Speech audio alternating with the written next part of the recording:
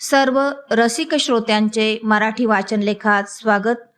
मी ज्योती राठोड आपणासमोर सादर करीत आहे एक नवीन कथा, क्रोध। एकदा भगवान श्रीकृष्ण, बलराम आणि सात्यकी हे तिघे जंगलातून जात असताना रात्रीच्या वेळी काहीच न कळल्याने रस्ता चुकले। जंगल घनदाट होते, तिथे न पुढे जाण्याचा मार्ग दिसत होता न मागे येण्याचा।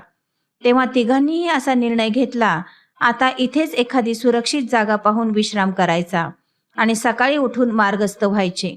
तिघेही दमलेले होते, पण प्रत्येकाने थोडा थोडा वेळ पहारा देण्याचे ठरवले। पहिली पाळी सात्यकीची होती। सात्यकी पहारा करू लागला, तेव्हाच झाडावरून एका पिशाच्याने हे पाहिले की एक माणूस पहारा करतो आहे आणि दोघे जण झोपले आहेत। पिशाच झाडावरून खाली उतरले व सात्यकीला मल्लयुद्धासाठी बोलावू लागले। पिशाच्याने बोलावलेले पाहून सात्यकी संतापला व क्रोधाने पिशाच्यावर धावून गेला।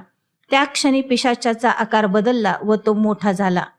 दोघात तुंबळ मल्लयुद्ध झाले, पण जेव्हा जेव्हा सात्यकीला क्रोध येई तेव्हा तेव्हा पिशाच्याचा आकार मोठा होई व ते सात्यकीला अजून जास्त जखमा करत असे।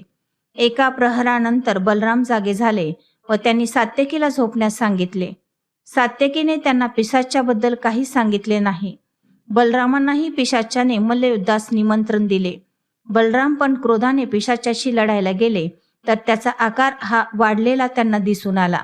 ते जितक्या क्रोधाने त्याला मारायला जात, तितका त्या पिशाच्याचा आकार मोठा होत असे।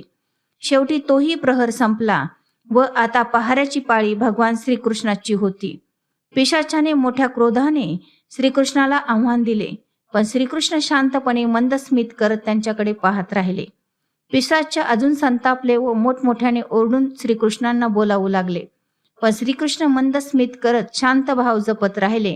व एक आश्चर्य झाले, ते म्हणजे जसजसे पिशाच्याला क्रोध येऊ लागला तसतसा त्याचा आकार लहान होत गेला। रात्र संपत गेली आणि पहाट झाली। शेवटी आकार लहान होत होत पिशाच्याचा एक छोटासा किडा झाला व श्रीकृष्णाने अलगद त्याला आपल्या उपरण्यात बांधून ठेवले। सकाळी सात्यकी व बलरामांनी रात्रीची कहाणी सांगताच श्रीकृष्णाने तो किडा त्यांना दाखविला व म्हणाले, तुम्ही क्रोधाने त्याला कधीच जिंकू शकत नव्हता, कारण हे क्रोधाचे पिशाच होते। त्याला शांती हेच औषध आहे। क्रोधाने क्रोध वाढतो, मात्र त्याचा प्रतिकार हा केवळ शांत भाव प्रगटीकरणाने होतो।